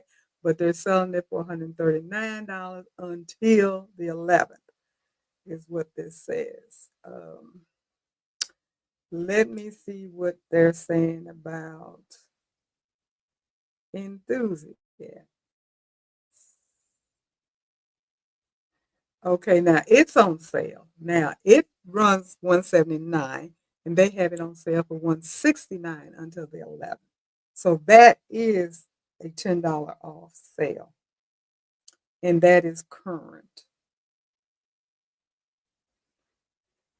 But anyway, that's the information. Like I said, they have it off and on. And Margot, you said you had the scanning cut. Carol says she loves embroiderings and stitch artists, and there is a ton of education out there on it. It is. And I have not, I don't have stitch artists, but what I've heard about stitch artists is that it's easy like the regular embroidery because it's part of the module.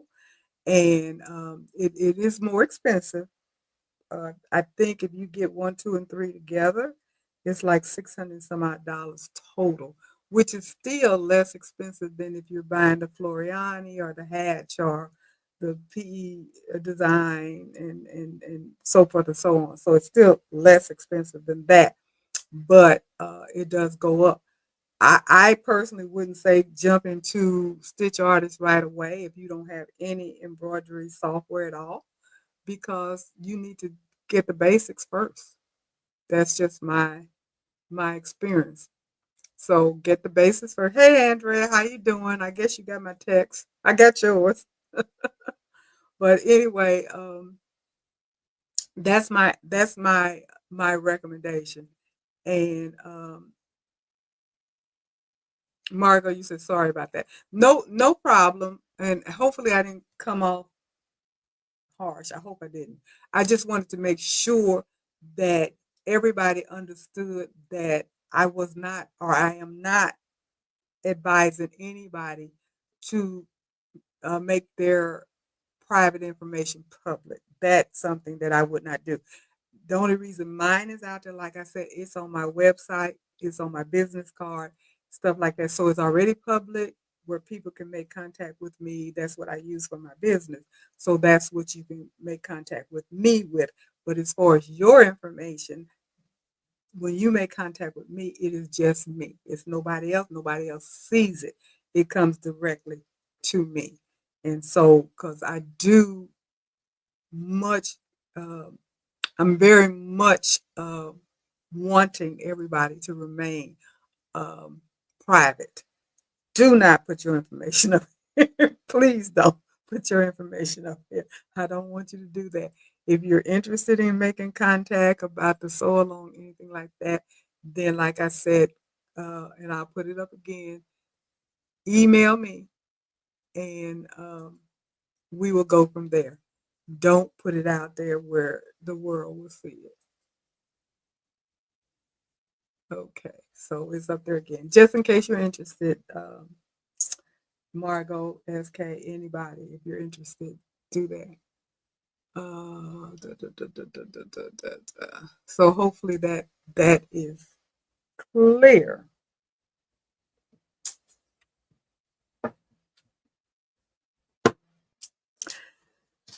The last thing, when I was looking again at different stuff that's out there on the internet here lately, um, I ran across what people were talking about, what some of the new trends are for 2025 in embroidery. And I am going to do, because I've done trends and stuff before, I'll do something about this later on. But what I found to be very interesting to me is the textured embroidery. That's something that I really want to learn how to do. I saw some designs that were just absolutely gorgeous that can be done with your embroidery machine and give you that texture. Um, some of them is with the designs you buy, and then some of them is with the techniques that you're using. One of the techniques that you can use is using yarn or beads or what have you, and add it to your designs. Um, if you have the right equipment, such as the right sewing foot, where you can do some cording or you can do some couching or anything like that. If you have the Luminaire or Avenir, Radiant Solaris, who else? Some of those high end machines, you might be able to do some couching. If you have a darning foot or a free motion foot for your sewing machine, you can do some couching technique using zigzag stitching and adding yarn to it. I've actually have a video where I did put some yarn on a sweatshirt using the zigzag technique. Well, it wasn't zigzag because it was on my big machine, but to stitch down and so you're adding texture to your garment on top of the regular embroidery, and it is really really cute. I'm going to look more into that because that's something that I have seen that I just fell in love with. I know it's not simple, but I think it's something that people would love doing because it makes it makes your project stand out. It says three-dimensional embroidery is gaining traction this year. The technique like tuffing, couching, and stump work, which I don't know what stump work is, allows crafter to add depth to their designs, creating a tactile experience from fluffy clouds to textured florals. And also fringe. Fringe is another textile technique that I'm interested in. And I have some fringe designs. I just haven't done anything with it yet. Um, these designs are as delightful to touch as they are to see. These textures are perfect for creating statement wall art, unique garment embellishments, or even interactive kids' designs. By blending texture with different fabric bases, you can elevate your work into a sensory masterpiece. Just imagine a stunning floral quilt with handmade elements. This would bring a whole new dynamic to your project because you can even add machine embroidery and hand embroidery together to make one particular project or design, which is stunning. I've seen that as well. I don't know how to do hand embroidery yet, but that might be something that I might try to learn a little bit about how to do it because I can see how adding that will make a very beautiful design. Now, another texture type of embroidery which I did do is combining your HTV vinyl, rhinestone, and regular embroidery together or applique. I've done that and I have a video on that. That is a stunning piece of work as well. And today I was looking at Embroidery Library's YouTube video. They tend to put out a video every week, I believe now, where they're advertising their new designs because they're coming up with new designs and sales and stuff every week. So they have these two ladies that come on and they chit chat and talk and show you the new stuff that they are putting out. Well, today they were doing two interesting things. One was adding rhinestone by hand to one of their one of their designs, and um, that was cute. They were doing it to some, I believe, some snowflake embroidered like coasters or ornaments, and the lady was putting rhinestones on that, and then the other lady was adding lights, the little miniature lights, to a design that she had already embroidered out, and then she went back and she was using an X-Acto knife, and she was actually puncturing little holes in various places and putting in the lights to make it an interesting wall design, which I thought was really cute. So there's a lot of different techniques and stuff that's coming out. Uh, and I'm thinking about trying some of that because that one where she was adding the lights, she mentioned something that I'm going to try. And um, you guys might want to try that too. I'm going to try it first. She mentioned it, she didn't show it, but just the thought of it made me think, that's a good idea. I need to try that and see how that's going to work. But it does have adding light to a design that you've already done. And I can see where that is going to be really, really cute. Um, so check it out. It is Embroidery Library. They I don't know what they call their YouTube channel. I just know it's just the Embroidery Library YouTube thing that comes out once a week, I believe, and there's two ladies that do it. And I know you guys have seen it because we've mentioned it before. And they get on there and they chit chat and talk and show you the newest and latest stuff that they have. And this one particular one that they were doing today, I found it to be quite interesting because it's different. um, it's moving into a different avenue of what we tend to do every day. And it also gives you a good idea for something to make to sell because people like different and unique things, and adding light or rhinestones or some type of embellishment to a design that you've already done elevates it and makes it unique. No one else is going to have that design or have that. And you can do that on projects where you're going to wear it or something that you're going to display, like they were saying, the wall art and what have you. So that makes a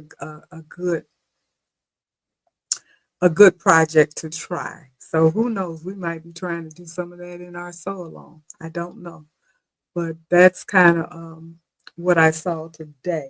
So I really do like that textured embroidery process. I need to find out what stump work is. Anybody know what stump work is? I don't know what that is. Couching, I know. I got a pretty good idea what couching is, and uh, and tufting. If it's the tufting that you do when you're doing upholstery, I think. But I don't know what stump work is. Let me see.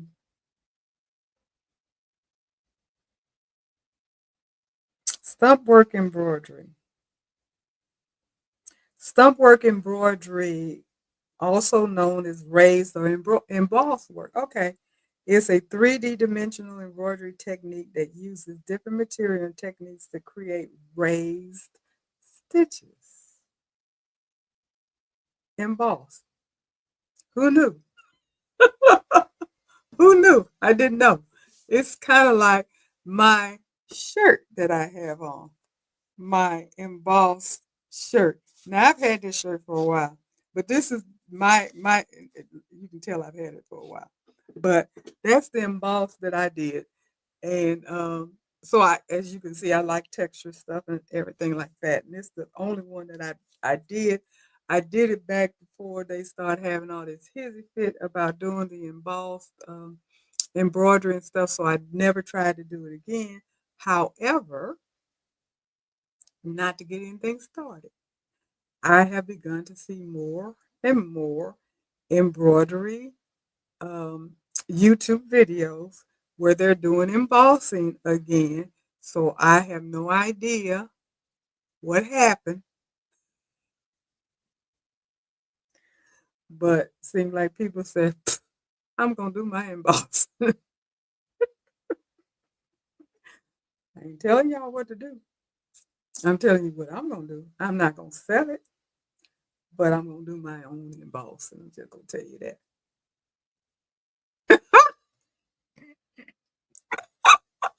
Care. Oh, couching is what I do after a 12-hour workday. Mine included gas.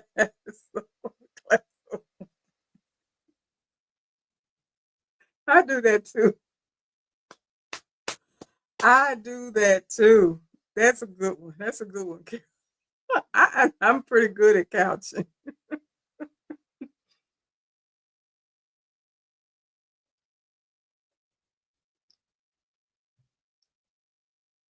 That is a good one. You need to put that on a shirt. You need to put that on. We need to put that on a shirt. Because that's pretty good. Couching is what I do after a 12-hour workday. Mine include a glass of wine. That works for me. Yes, indeed. That one is pretty good. That's pretty good, Carol.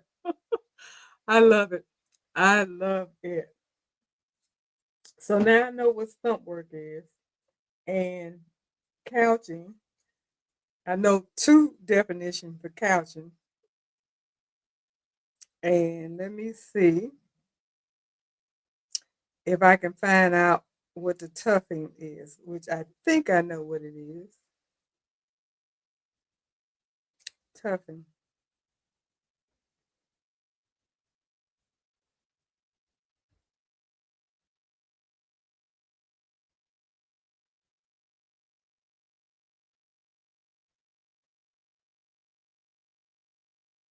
Oh,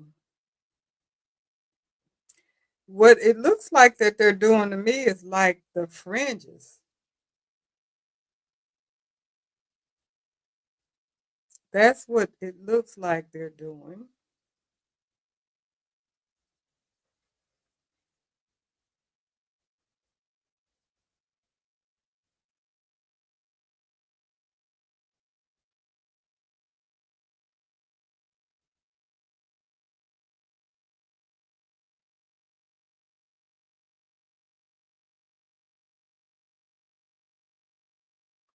Embroidery, it says tuffing is more a building textured surface with a tactile allure, but embroidery is a medium for intricate design and embellishment. Okay. Tuffing embroidery is a type of surface embroidery that creates textured designs on fabric using a special tool or needle.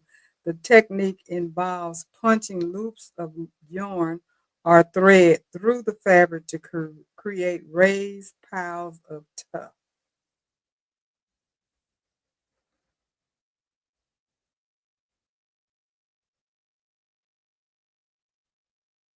I guess it's the same thing as punch needle, and I've heard about punch needle. I've heard punch needle, and now I'm hearing tuffing. So that goes back to what I was saying about the different 3D or textile embroidery that's out there. That's very intriguing to me, which is one of the newer, well, it's a trend now. It's not new, it's been around. None of these techniques are brand new. So don't think there's something that nobody's ever done before, because it's not.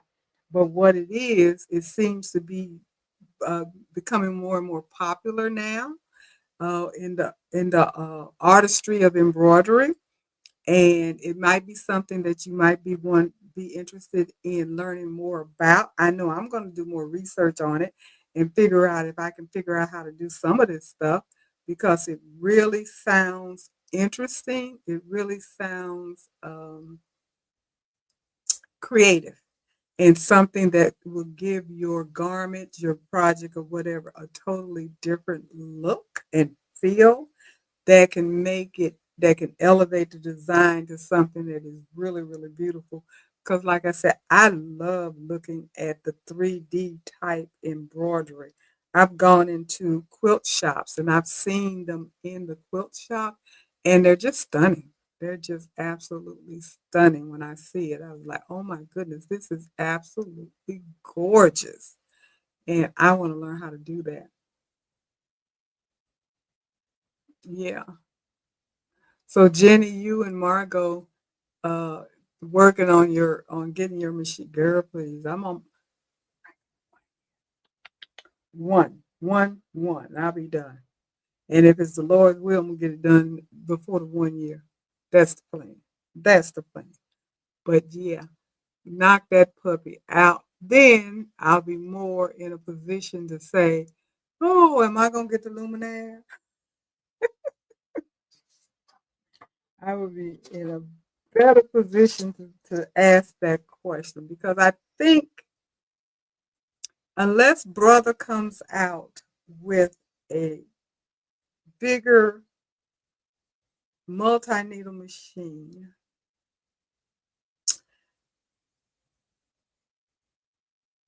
I'm not gonna say that. I'm not gonna say it because I don't know what I'm gonna get. But I do know if I get a single needle machine, 9 times out of 10, it is going to be a luminaire. Because I've been in love with the luminaire ever since I saw it. I first saw the Stellar and I just almost passed out. It was such a beautiful um, machine and what it would do, until I saw the Luminaire, and then that just took over. And I was like, I've been a Luminaire fan ever since. So I love the Luminaire, and I have not heard, because it's probably been out. It's been out longer, but I haven't heard any of the issues with the Luminaire like I've been hearing about the new Avenir. And I think it's just getting the bugs out of a brand new machine. And once this machine has been out for a little while and been updated and all that kind of stuff, they get all the glitches out and the kinks, it'll be a wonderful machine. But right now, since it's spank brand new and just started being delivered, it does seem to have some glitches that people are complaining about, and they need to work those bugs out. Once they get the updates done and sent out to everybody, I think people will have a beautiful machine that they'll be quite happy with. But right now, they are having a few little glitches and stuff.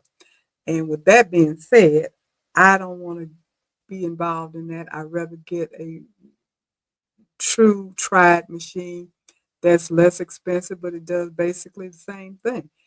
It's not a whole lot more that the Avenir does over and above a Luminaire that's necessary. I mean, they got some really nice um, um, perks or features, if you will, but are they things that you have to have? No. Does it add to the possibility of more maintenance and mechanical issues? No, I don't know. But with the Luminaire being out there for as long as it has, it's a tried and true machine, and people pretty much are used to it, especially when it comes down to the maintenance and everything. And it does a lot of stuff. I mean, it does a lot of stuff. I can't think of a whole lot of things that you want to do with a embroidery slash sewing machine that you probably can't do with your Luminaire if you're going to stick with a brother. Now, of course, you got the wonderful Genomes. That Genome, I don't even, M17 or whatever that thing is very interesting. It does a lot. And there's several other machines out there that that do some miraculous things that I've seen uh, videos on. Have not touched them or put my hands on them like I have a Luminaire. Um, and they're expensive. They're in the 20s as well. But, it just depends upon what you're used to and what you want and what you want to do. It goes back to the same thing I was saying about the software. Decide what it is you want to do.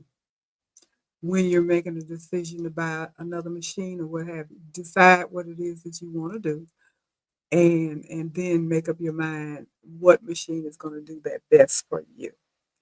And with me, I think if I didn't get a different type of multi-needle machine, namely a Melco, maybe, uh, that Bernina, which is the sister to the Melco, brother would have to come out with something similar. Then that would be where I would go over the loop instead of the Luminaire. Uh,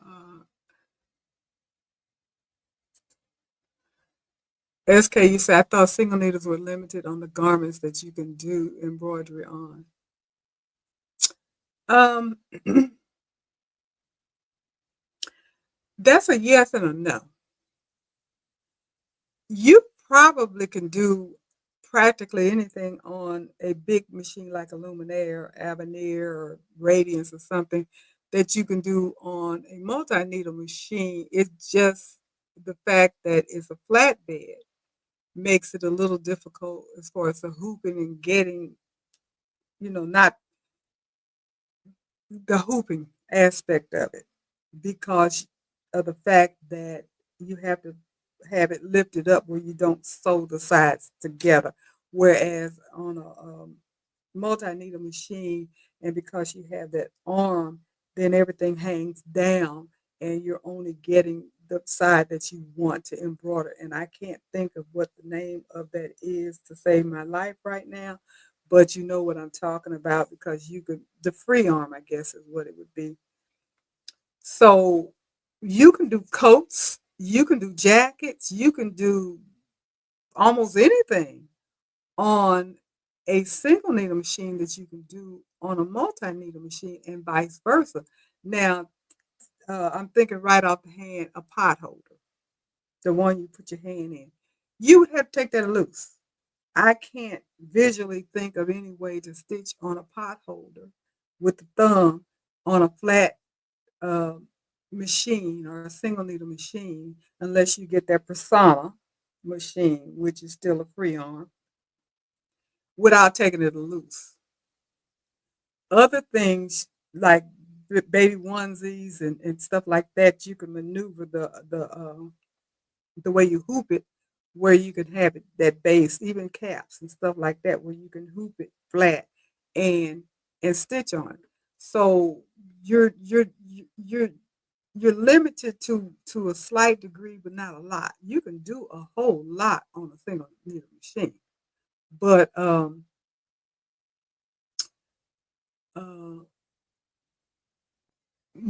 my desire for like a luminaire or something is the fact that um, the hooping size of it and the fact that it does the projection. I mean, it has so many bells and whistles and nice things that you can do on there if you're doing a lot of flat stuff. If you're doing, I can't think of anything right offhand that I could not do on a luminaire machine that I can't do on my 10 needle machine. Other than that pot holder without having taken it loose. I'm pretty sure if I got it and thought about it and was trying to do something, it would say, oh, heck, I need, like tote bags and stuff like that. Some of those things, pillowcases, there are limitations. Yes, there are limitations, but there's still a way to do it. You'd be surprised. It's still a way to do it. And Danielle, you said that's right. I'll take the seasoned casted iron frying pan over the brand new gray one any day. Oh, that's how I see the difference between the luminaire and the Avenir. Yes, yes, I agree. I agree. It's tried and true. It's something that you already know how it works, especially when you're paying that kind of money. And if you look at the features that you get with the luminaire and the features that you get with the Avenir, yes, you have some advanced things, but then that also gives you more challenges of how to learn how to use it. Now, I'm not trying to talk nobody out of not getting the Avenir. Honey, please go for it. If I had the money and the patience, I'd probably go that route, especially after the glitches are out. But since I don't have the money, the patience, and the luminaire doesn't have the glitches like the Avenir, I would go straight for the luminaire without question and have a big, huge grin on my face, in all honesty. But back to what you were saying, SK, about the single needle.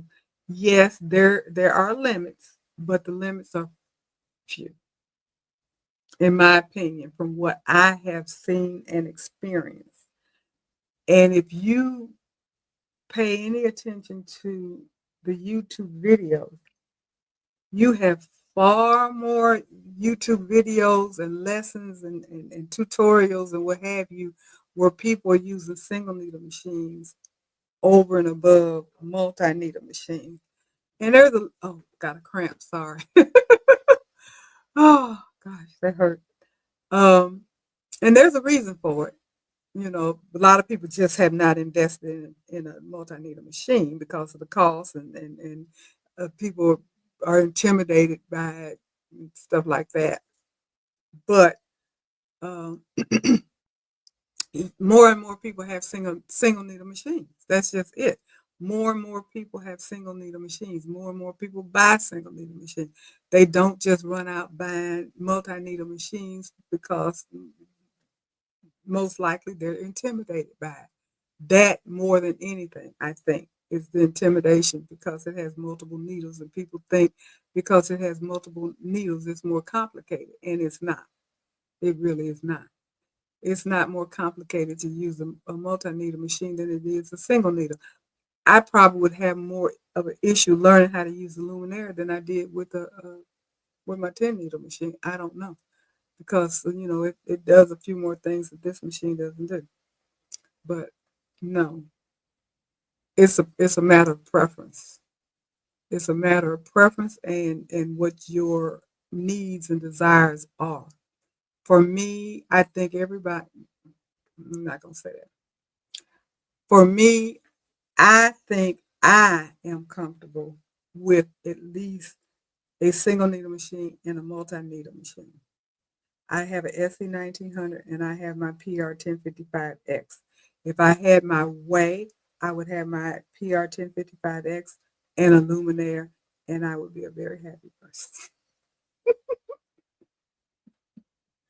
That would make my studio complete, and I would be very happy. So that would be what I would do. what I would do. Because I think with those two machines, then I would be able to make and accomplish anything that I would have an interest in making and accomplishing. So that's how I feel about it. But anyway, I am looking at the clock now, and it is 10:05, 10:06. And so I am going to go ahead and shut down. And like I said earlier, and I don't know if you guys heard me, um, when I last looked at my YouTube, I had, let me see, 1,998 subscribers, and I am trying to get two more for the 2,000. So hopefully I will have two more by this time next week. And if I do, then this time next week, I will be doing a giveaway spin for another gift. Don't know what the gift is going to be, but I will see. And when I put up the topic for next week, I should know by then if I got the 2,000, and I will let you guys know then if we're going to be doing the giveaway, so you guys can come on and spin and everything, and hopefully win. And by that time, I know exactly what the gift is going to be, and I'll let you guys know. So, with that being said, I'm going to go ahead and say good night to everybody. Thank you for stopping by. I do appreciate it. Don't forget the thumbs up, very important. Don't forget to hit the notification bell, share the video, and subscribe if you have not subscribed. Appreciate it. I'm not stopping at 2,000. I just want to get the 2,000 out the way so I can do my next goal. So we're going to move forward with that. And all of the so long people, we will be meeting tomorrow night, 7 o'clock. I will see you then.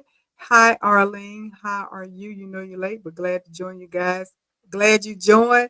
Look at the replay. And thank you for stopping by. I do appreciate the support as always. And I'm going to go ahead and say good night to everybody. And I will talk to you guys next week. You guys take care. Bye bye.